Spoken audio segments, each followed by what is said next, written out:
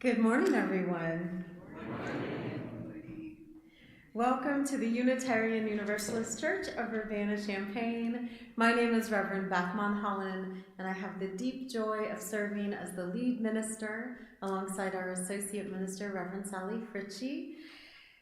We are a congregation of many ages, histories, genders, identities, bodies, and beliefs. We are connected by our shared commitment to our mission, which is to build community, seek inspiration, promote justice, and find peace. Please look around at the color-coded lanyards of your neighbors as you settle in this morning and begin to interact with each other.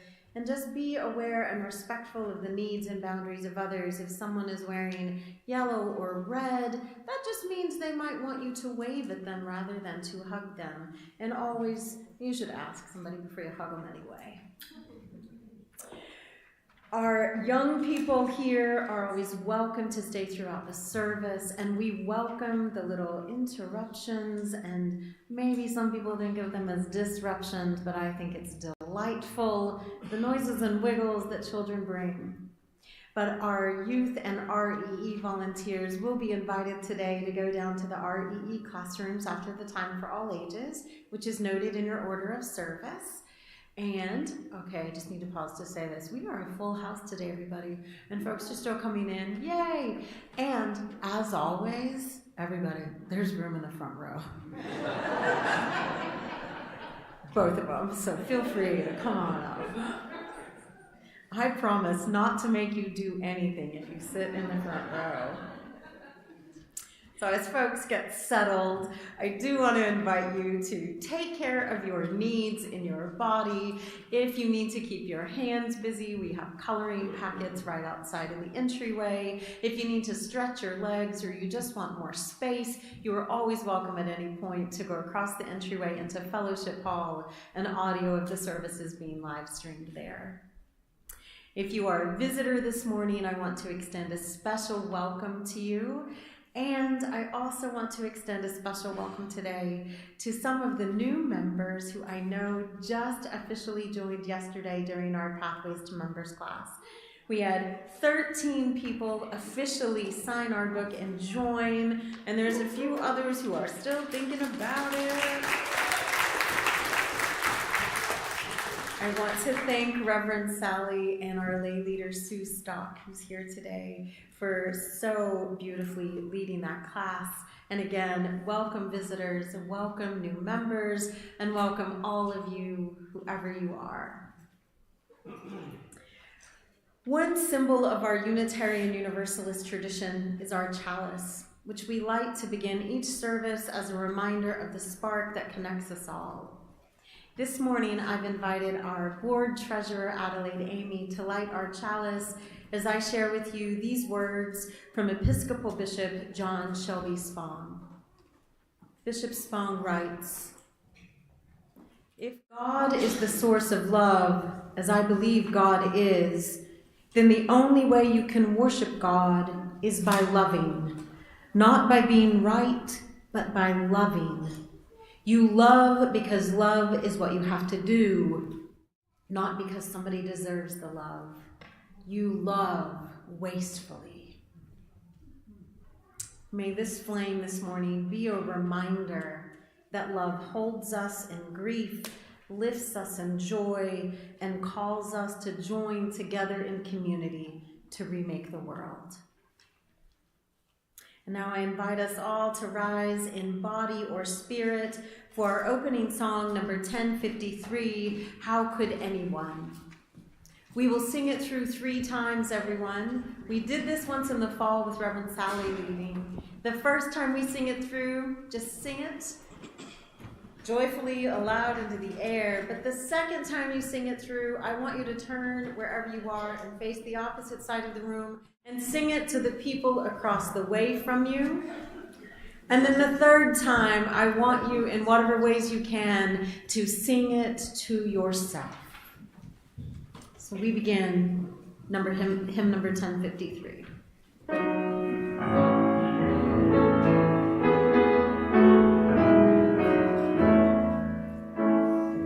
Oh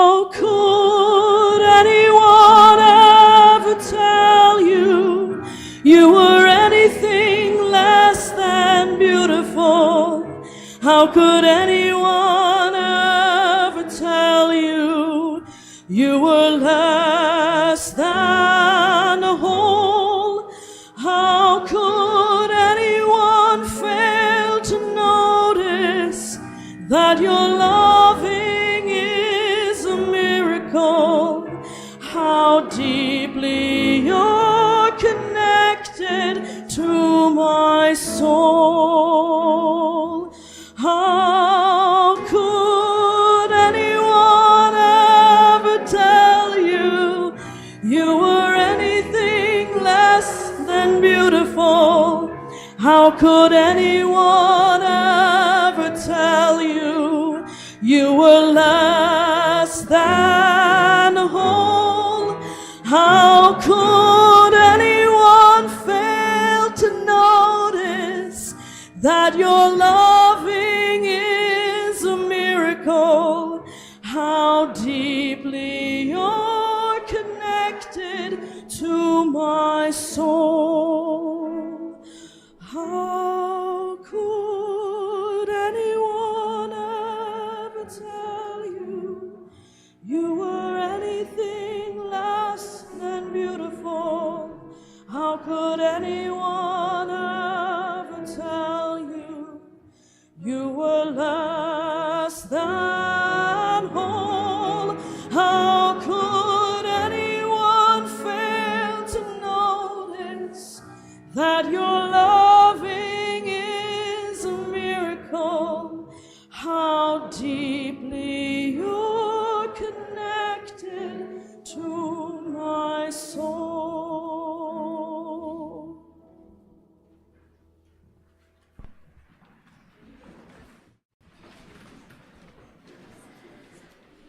Thank you for that, everyone.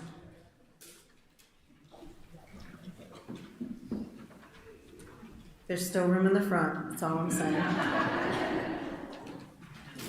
It is time for a story before we send our children and our REE volunteers on their way. And I need 2 volunteers today.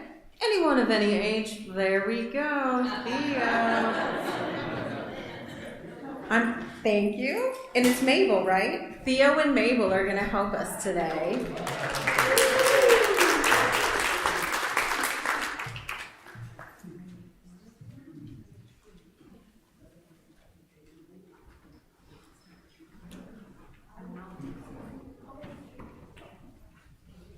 Sorry, everybody, getting some things set behind the scenes.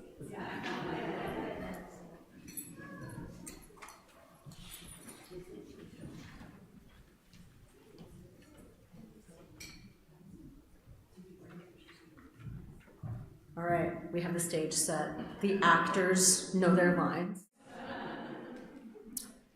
How many of you, and Mabel and Theo, you can answer this, have read or heard the story The Giving Tree? All right, great. Oh yes, Mabel already is knowing where we're going with this.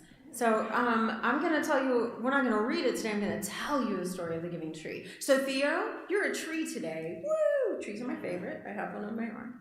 Mabel is your friend, all right? She's the friend of the tree. The tree's name is Theo, everybody. The friend's name is Mabel. It worked out really great. Typecasting. So, Mabel lives in a neighborhood, in her own little house with her family, but sometimes she gets lonely and she likes to go for walks out in the neighborhood by herself to do some soulful thinking, right, Mabel? Mm-hmm. And as she wanders farther afield, she begins to notice this really awesome tree.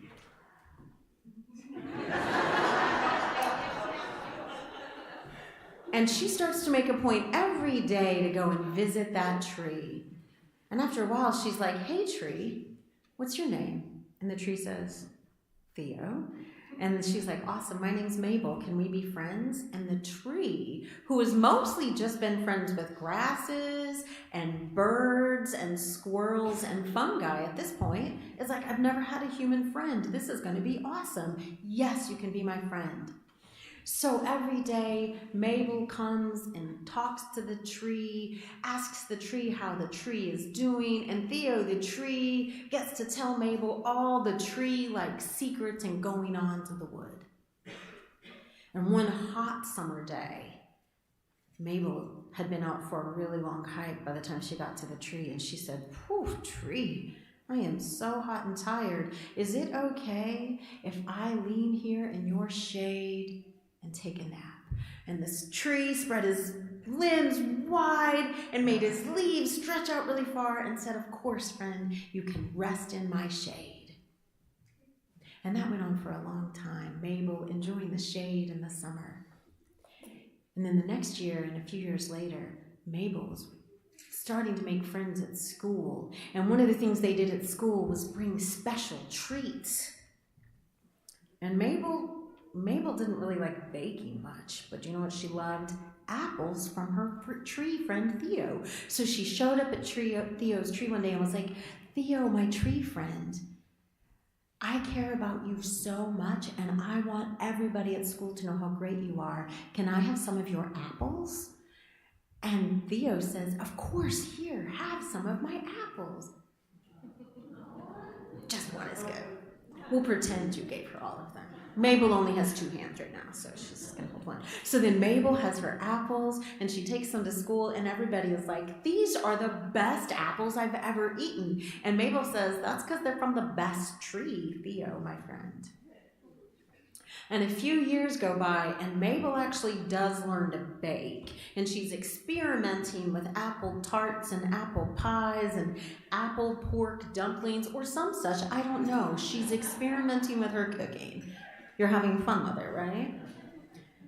She decided she wants to build an open fire because she saw a technique on YouTube and was like, "I'm going to build a fire and slow bake these pies." And she goes to the tree and says, "Tree, Theo, friend, could I have some of your branches to build?" "Thanks, sure." And the tree's like, "Of course, because I love you." And then Mabel takes some of those branches and she builds a fire and she bakes pies and she takes pies to school and people are like, "These are the best pies ever." And this goes on and on for years. Mabel visits Theo less and less frequently because she went away to college and then she got married and got busy with a job like people do. But when she comes home to her hometown, she comes and visits Theo. But because she got all busy with her work, one day she shows up and she's like, "Oh my gosh, I know it's been like a decade, and look at you, you're so tall." And Theo's like, "Well, I think you're taller, but I don't have a good gauge of human height, but it's so nice to see you again." And Mabel says, "It's good to see you too, and I've got a really big favor to ask. I've decided to move back to town and I want to build my own house, but wood is so expensive. Do you know the price of things post-pandemic? Could I have your trunk to build my house?" And Theo said, now here's the trick, everybody. How many of you know the original giving tree? Because in the original giving tree, Theo, do you know what the tree said? "Sure. Of course you can." And the tree gets cut down, and the person builds a house, and the tree's only a stump. And then the person, over the years, misses their friend. They get lonely. Mabel, you got real lonely and sad, and you were like, that was maybe not the best thing to ask. So we don't like that ending. Here's the ending we're going to do instead. We're going to pretend that was an alternate universe. And in a fifth dimension, right, like Marvel or something. This is the what if. We don't like that what if. Here's the what if we want, Theo. Ready? Spread your... So Mabel, you're like, "Give me your trunk." And Theo says, "Heck no, friend.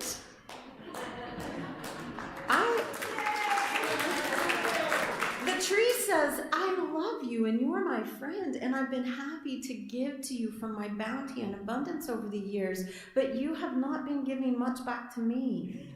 You've not been coming to see me. You've never asked me anymore how I am. And now you are asking me for something that is unloving and impossible. And Mabel goes, oh my God, I'm so sorry. Right? She says, I'm so sorry. How have you been doing, friend? And then they start to talk again. And they share their ideas. And Theo talks about the squirrels that have come to live there. And Mabel talks about her dream of opening that apple tart bakery. And together they encourage each other. And Mabel lives out her dreams. And Theo lives out his of being loved and loving. Mabel makes the best apple pies that are made with love, and everybody in the whole town loves Theo's special pies and loves Theo the tree. And that is the story, not of the giving tree, but of the tree with good boundaries. Thank you to my young actors.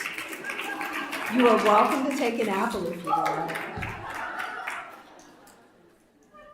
Yes, it is already washed. Thank you for... What a great question. Yes, there are clean washed apples that everybody can have in fellowship hour. Thank you, Theo. Thank you, Mabel. And thank you all for indulging our story. I want you to hold on to that tree with good boundaries. And we will now release all of our young people and all of our volunteers. They will go to their classrooms this morning. Juan's going to play a little melody.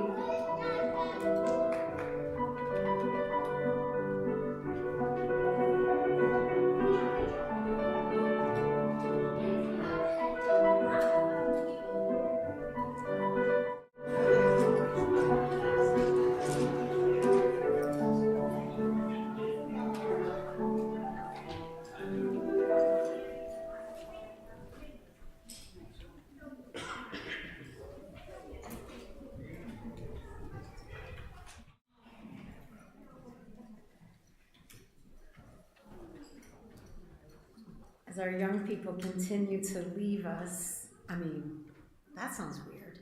As they continue to go on to their time of worship.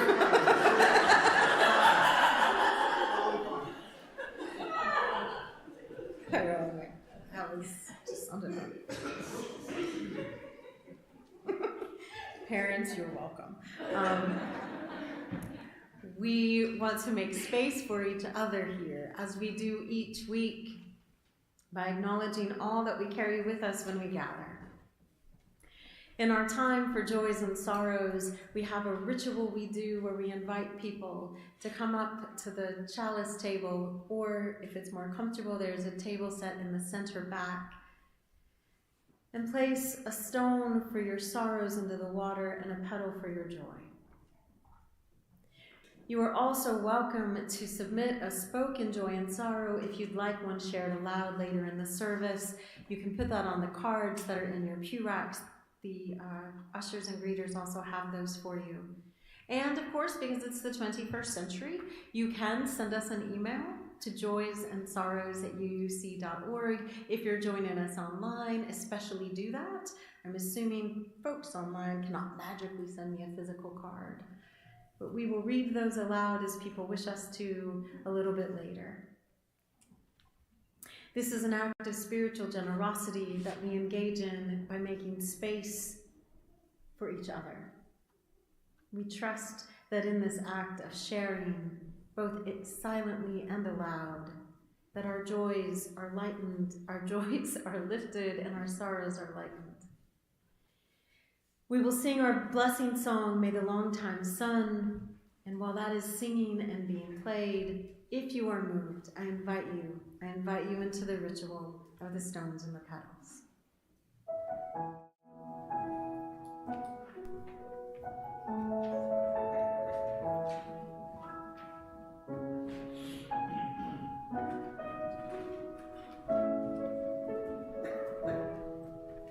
May the long-time sun shine upon you. all love surround you, and the pure, pure light that's within you guide your way home. May the long time sun shine upon you, all love surround you, and the pure, pure light that's within you guide your way home. The long time sun shine upon you, all love surround you, and the pure, pure light that's within you guide your way home.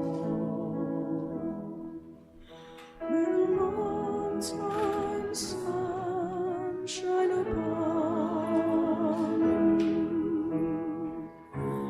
all love surround you, and the pure, pure light that's within you guide your way home.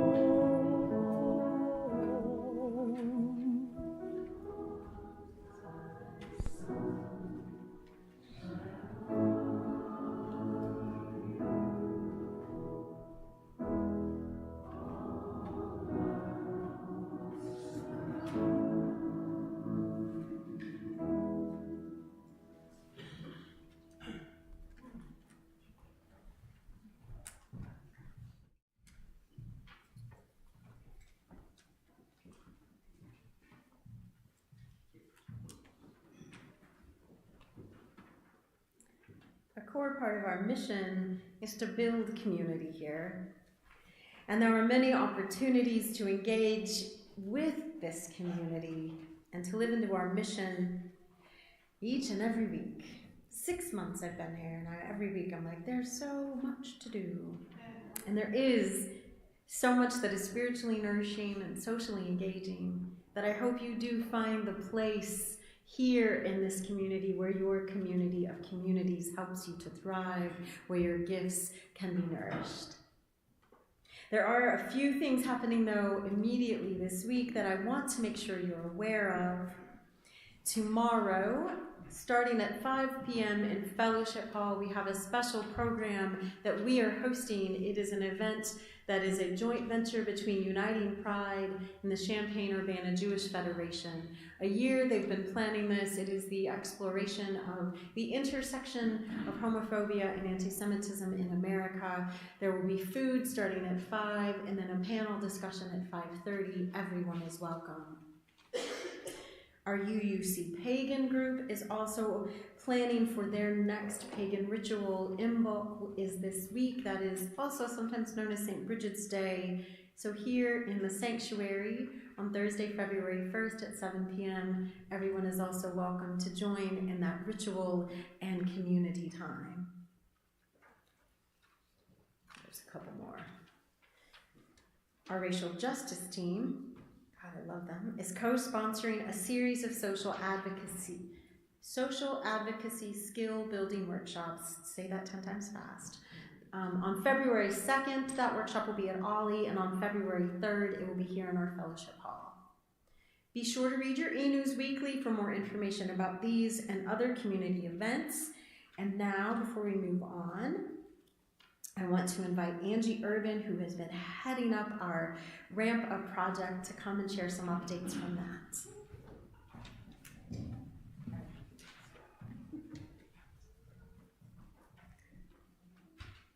Good morning. I'm Angie Urban, and I'm lead for the fundraising campaign for Ramp Up.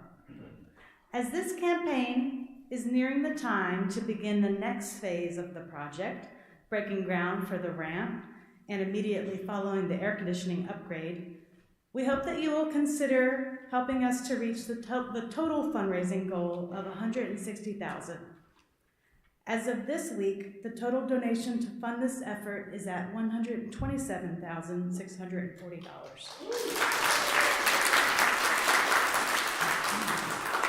Thank you. We're nearly there.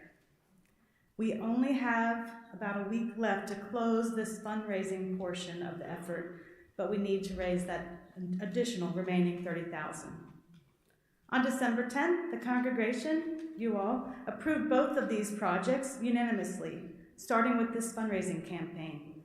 Please, if you have not already, consider helping us all meet the commitment to have an accessible space here in the sanctuary that is more inclusive and reflects who we are as a people. Any dollar value is both appreciated and encouraged.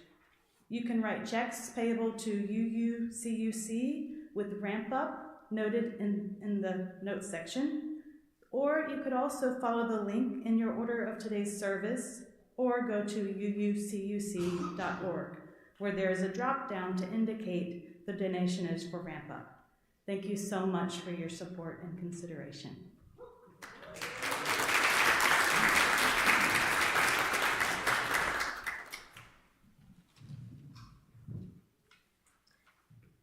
I want to add my thanks to everyone's generous support to this campaign. Increasing our accessibility does indeed, as Angie said, help us live into our mission of being an inclusive community. Whatever you can give towards that campaign, we thank you. And for those who have already contributed, thank you, thank you, thank you. And now it's our time to continue to practice generosity. Each Sunday, in recognition of our very real interdependence and reliance on each other, we pass our plate and we share our offering with an organization doing the work of justice in the world. For our January Sundays, we are sharing our plate with the Palestine Children's Relief Fund, an organization that has been providing vital medical care to children in the Palestinian region, no matter their nationality or religion, for over 30 years. And in the current wartime crisis, PCRF has been providing daily resources to children in need. This morning you can give by text or through the online portal on our website. And if you are here in the sanctuary, you can of course drop a check or cash in the basket when it is passed. Remember that half of what you give today will go towards sustaining the work of this church, and the other half will go directly to the Palestinian Children's Relief Fund. We invite you to give what is generous for you and know that anything you contribute is gratefully received. And now, they're already there. Emar and Bethany are going to sing our offering song today, and the basket will now be gratefully passed.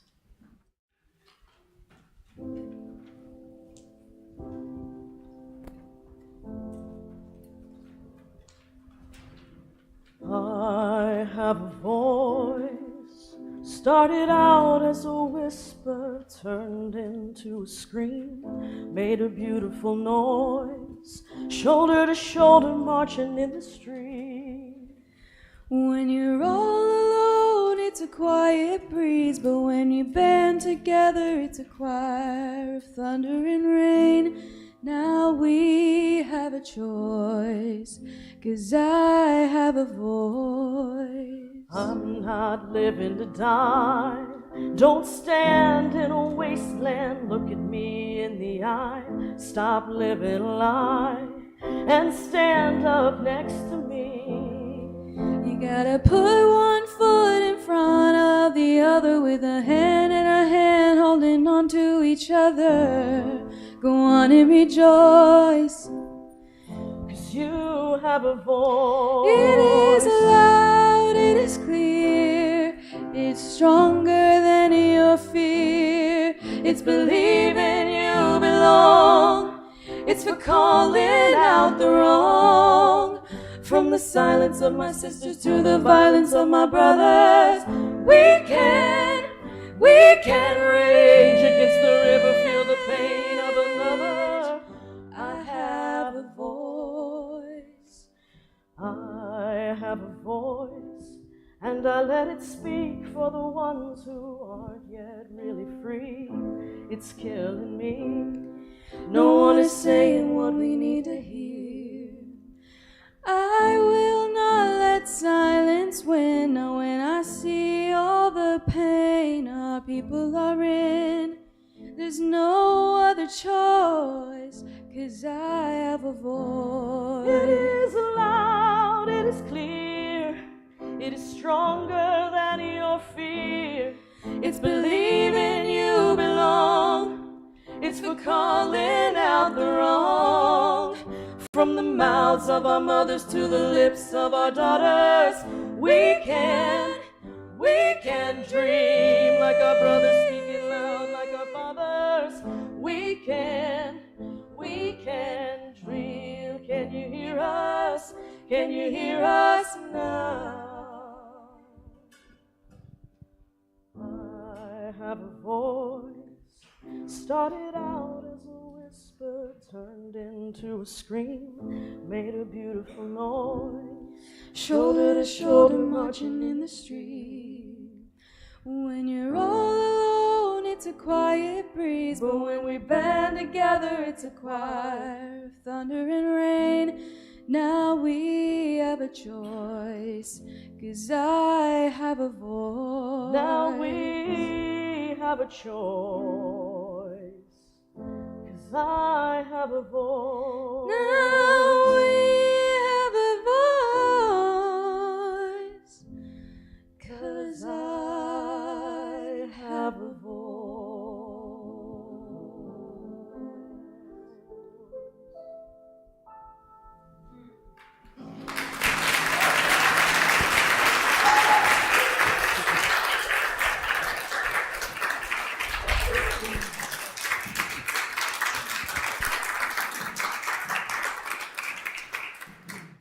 Thank you. Thank you both. That's a sermon in itself. You have lots of joys and sorrows to share today. Thank you. Thank you all. This is from Charles, who shares that after a busy week and expensive car repairs, he is joyfully glad to report that his first dentist appointment in 4 years is cavity-free. Charles, I'm envious of you. And this is from Angie, who says that their oldest son Demetrius embarks on his first tour as part of the St. Olaf Choir, and they wish him well as he travels across the southeast of the country. That's exciting. This is a joy from Curtis, who says that they are joyful for the recent acceptance to law school at UIUC and beginning a new phase in the fight for social justice. Curtis, we celebrate with you. This is from Roxana. Roxana shares that her grandmother passed away 1 year ago today. She was the most loving person Roxana has ever known, and her love will never be forgotten. This is from Aspen, who shares that they are joyfully welcoming their first nephew, who was born just days after their brother's birthday. From Dar, who shares that after too many years of soul searching, she and Dan joyously became members yesterday. And Maureen, thank you. I know she's here somewhere. She and I share this. We're holding sorrow, as we do each day, for the people of Palestine. And from Kim Cronick, we, this congregation, by the way, are starting our second round of comprehensive AL Sex Ed for 4th and 5th graders tonight Thanks to all the teachers, past and present.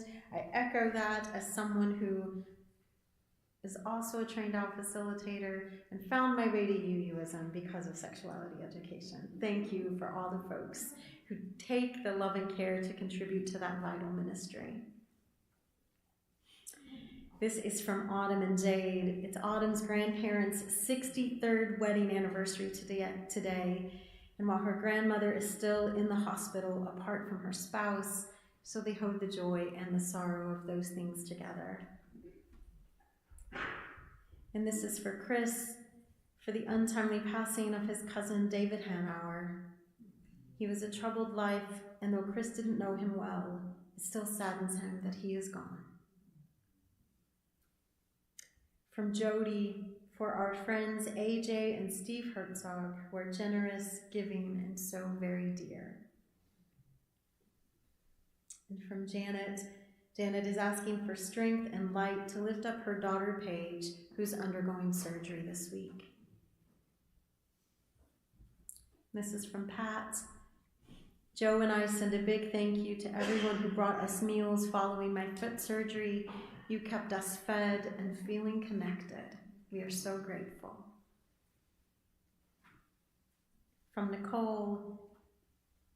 Yesterday, I attended the program for those looking to become members, but had to leave a little early. Today, I'm considerably improved. Nicole was ill, that's why she had to leave early, and she's looking forward to the opportunity to officially join. This is from Alicia. Alicia is looking forward to starting a job that doesn't require a 1-hour commute. Amen.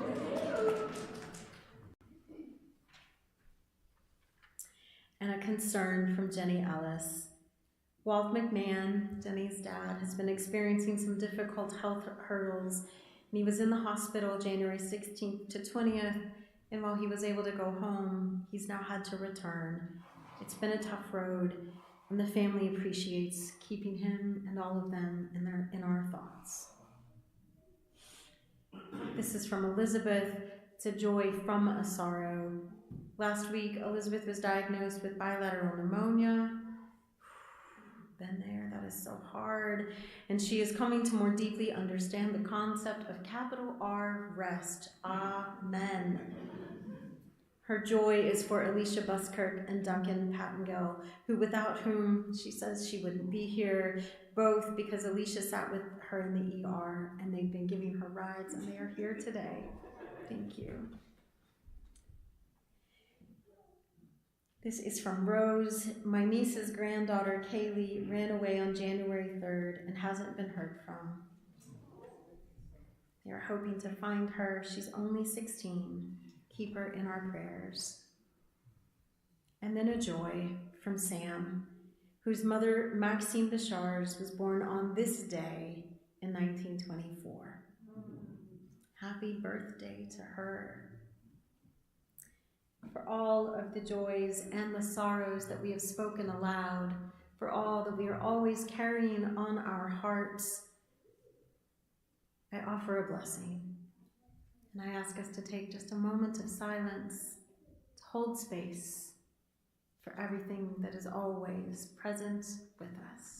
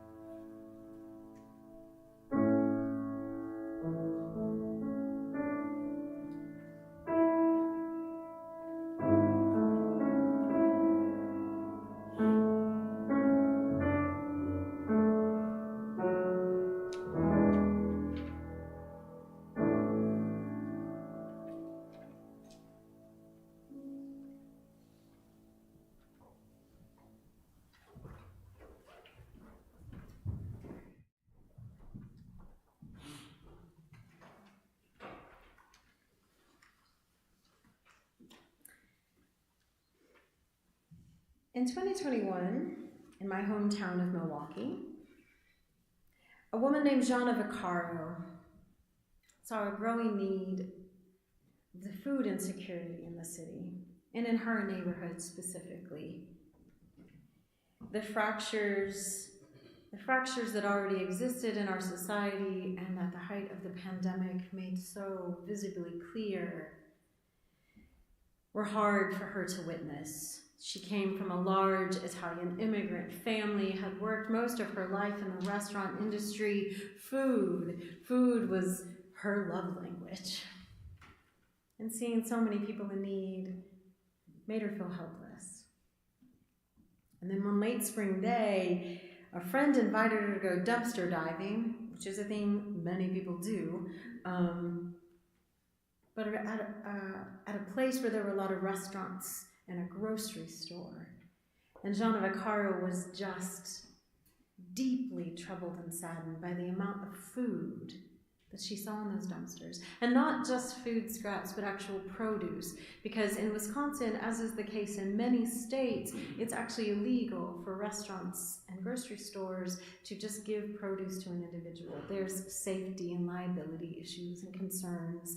But it means that lots of it goes into the trash. And Jana Vaccaro was like, I love cooking, and I could do so much with this if only I could get my hands on it. So she began to think about how she might get her hands on that food, and she talked to some friends who were like, oh yeah, we can't give it to you, but if you were a nonprofit, we could give it to you. And she talked to some other friends who were like, we can help you do the paperwork to set up a nonprofit. And so she did, and late in the summer of 2021, Sauce Milwaukee was born. Sauce was the concept of creating plant-based, fresh meals and delivering them to people. And Jana Vaccaro started that out of her own kitchen and sometimes borrowing the industrial kitchens of friends who worked in restaurants when they had dark days. And she got people to give her to-go boxes, and she would make a lot of meals each week and box them up. And then because she didn't have a car, she hitched a wagon onto her bicycle and hand-delivered fresh-made meals to anyone who asked. This story was written up about a year and a half ago in Milwaukee's newspaper, the Journal Sentinel, and they quoted one of the recipients of Gianna's meals in it as saying, oh, I love seeing Gianna on her bike coming down the street because I know there will be a meal for me that was prepared with love. And Gianna shared in that same story how she was doing some workshops with local high school kids, talking with them about food insecurity, social services, and her own work in addressing that need. And one of the kids asked her a very simple and very telling question. They said, how do you know who needs the food? How do you know who needs it? That is a familiar question in our culture, particularly if you've ever worked in a social service agency, you've heard it. And while there are absolutely practical implications and the need for needs assessments, that is a different sermon altogether. What we are talking about this morning is not the practical implications of that question, but the theological ones.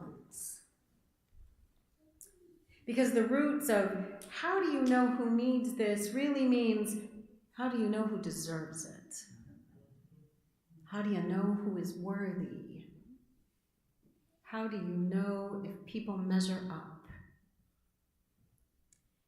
And those questions, the questions of worthiness, are deeply rooted in an idea that divine love, and therefore love itself, is conditional and must be earned. You're here in America, even if you've only been here 2 weeks. I bet you maybe have picked up on that deep cultural thread that we have, that people better measure up. They better prove their worth. And while that is embedded in our culture, it comes sadly from the theological roots of Christian voices that said, as I told you last week, we are born in original sin. And we have to earn our way back into God's love. We have to be redeemed. We have to be saved because we are unworthy. And even if we don't believe in God, even if we never went to a church a day in our lives, here in America, that idea of you have to earn your worth is deeply part of our systems. But just as there are many of us trying to rework those systems, there are theologians, both Christian and UU theologians today, who are reworking that theology. Our Universalist ancestors rejected the notion of original sin, and as I also mentioned last week, they talk about original blessing. We are born beloved. We are born in love, loving. Nothing can separate us. We don't have to earn it. It is already ours. And one such person who was grappling with a Christian theology that offers universal love was Episcopal Bishop John Shelby Spong, whose words I shared with you in our chalice lighting. Bishop Spong wrote those about almost 2 decades ago. And he wrote them from a place of his own understanding of God, his own understanding of his work as a Christian, but I think they offer a great deal to those of us who don't consider ourselves Christian. He said, if we believe in God at all, then we must believe that God is love, and if we believe that God is love, then that love must flow freely, fully, and what we might call wastefully. Love wastefully. And for Bishop Spong, that was a different way to engage in a theology that says we are all worthy. Loving wastefully means that we do not put conditions on other people or ourselves about if we are good enough. Loving wastefully is a reflection of that idea that we are born in original blessing. How do you know who needs it? How do you know who deserves it? Bishop Spong would answer, everyone deserves love. And actually, Jeanne of Vaccaro answered the same thing. When that teenager said, how do you know who needs the food? She paused and then said, I know who needs it because they're alive. She poured out her love wastefully in the terms of our culture that says dole it out a little at a time to somebody who has earned it or paid you for it. No, pour it out wastefully, because that is the kind of love we are born with and born into. Jeanne of Vaccaro poured that love wastefully. She didn't ask or demand somebody prove they had a need, that they were hungry. She just said, are you alive? Then I've got some love for you, and it's in the form of this food I made with my own hands. Are you alive? There is love for you. We pour our love out wastefully for each other. And that's a beautiful thing. But loving wastefully, my dear ones, does not mean, lest you think it does, that we love sacrificially. Loving wastefully does not mean that we set ourselves on fire to keep other people warm. It doesn't mean that we chop ourselves down to the roots because somebody else wants to build a house from our bones.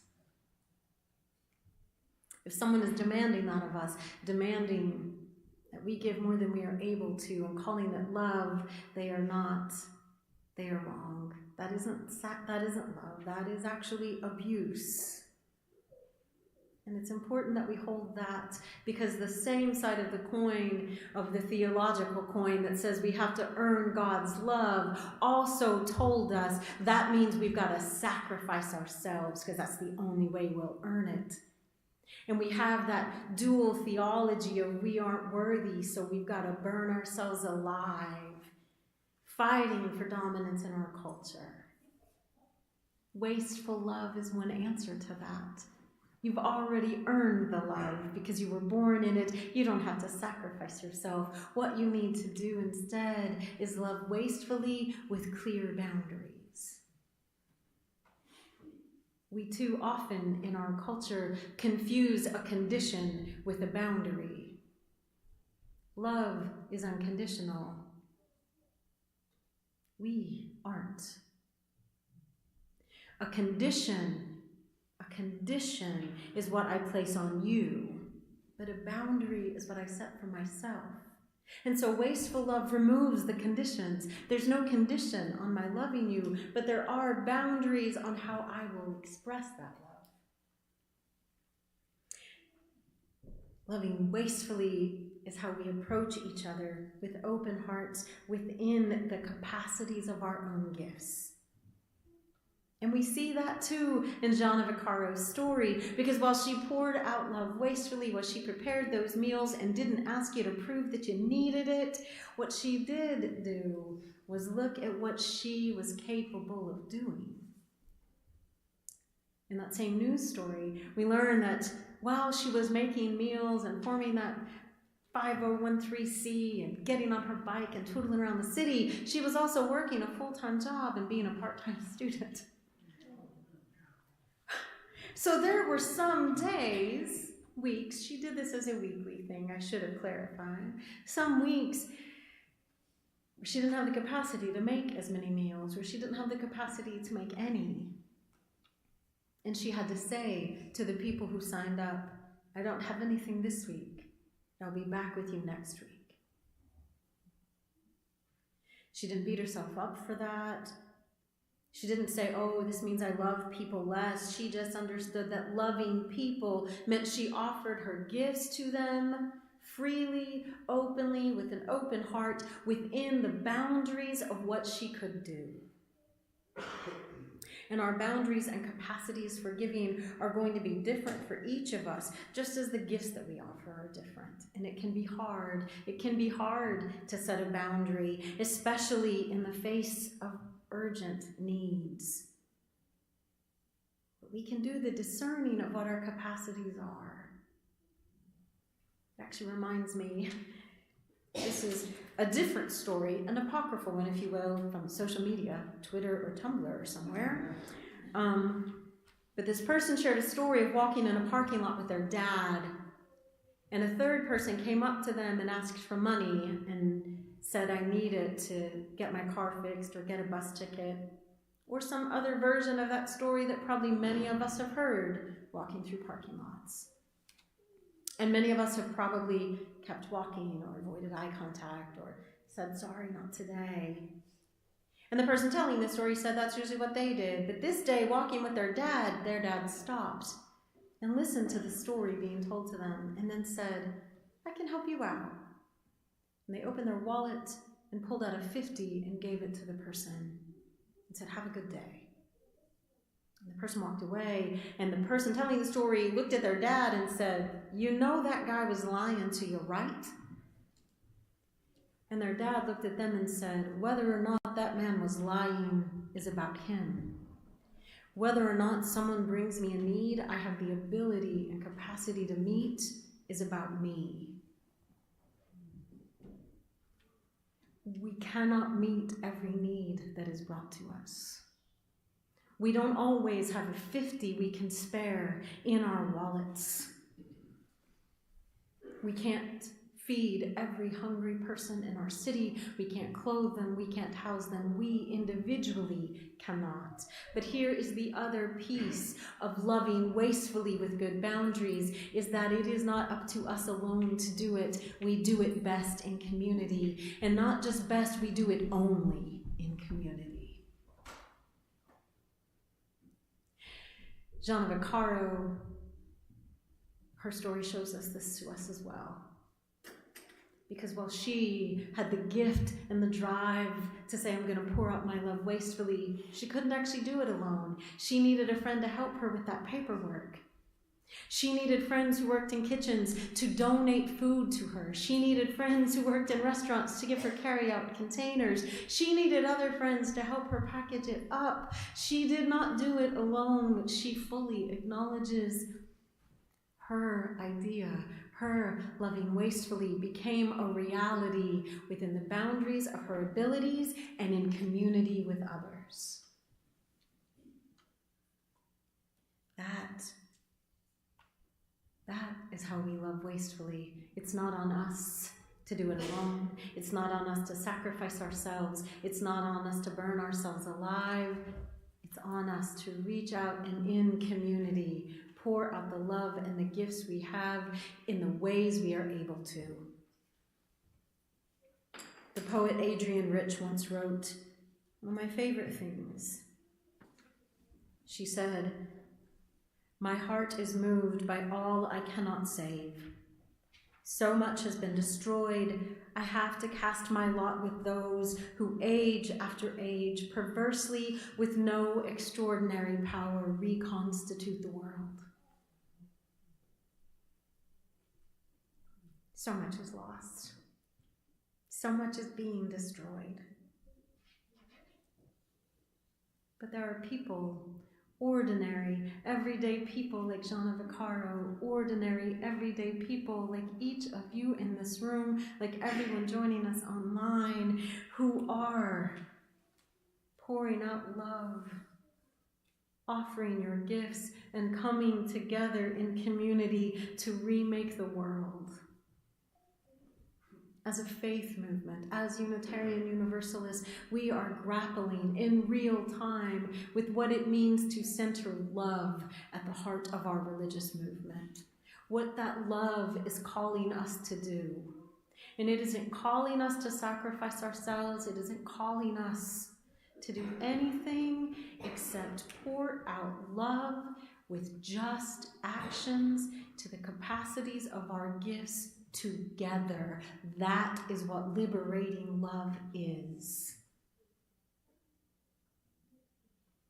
My hope for us as a congregation is that we will honor our gifts, our individual and collective gifts, that we will work to articulate and respect and build good, healthy boundaries so that when we come together, we can nurture each other.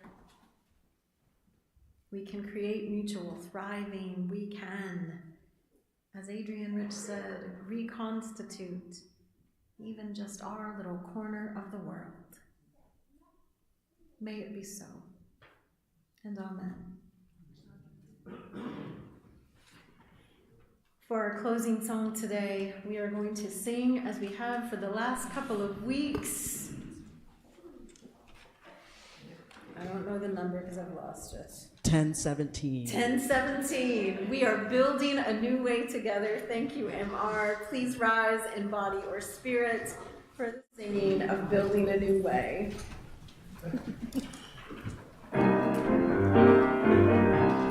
We are building a new way. We are building a new way. We are building a new way, feeling stronger every day. We are building a new way.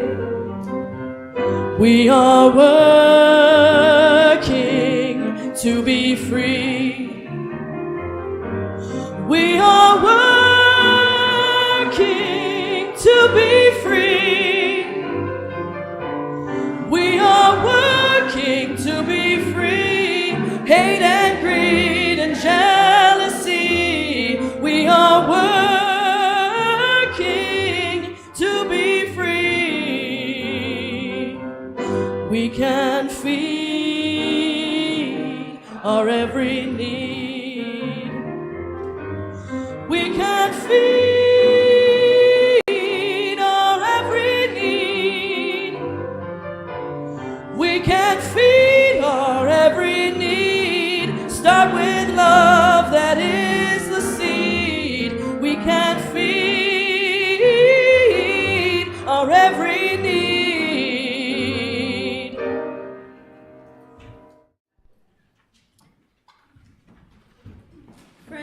these coming days, may we remember that no matter what tumult and crises arise, we can respond with full, wholehearted love with healthy boundaries and liberating actions that is never wasted, that is always abundant and plentiful.